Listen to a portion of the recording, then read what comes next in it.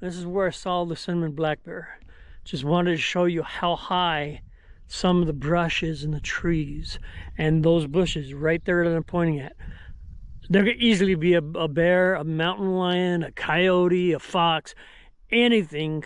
Even a silly little raccoon could be right behind those bushes that you just can't see.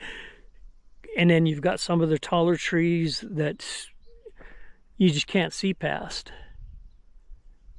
So anything could be in there right now, which I find always interesting when you're going out for a hike in the woods.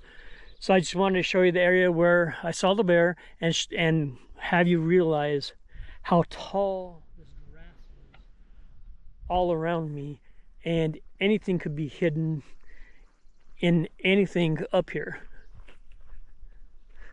So always make sure you're aware of your surroundings when going for a hike, and carry bear spray. Some people have whistles, bells. I do have a whistle. I didn't bring it with me today, but you could always just yell out, "Hey bear, hey bear, hey bear." You hear that echo? You say it loud enough and they'll know, okay, something's in the area, because you don't want to come up to a bear and scare a bear. That's how people get mauled and get killed. So,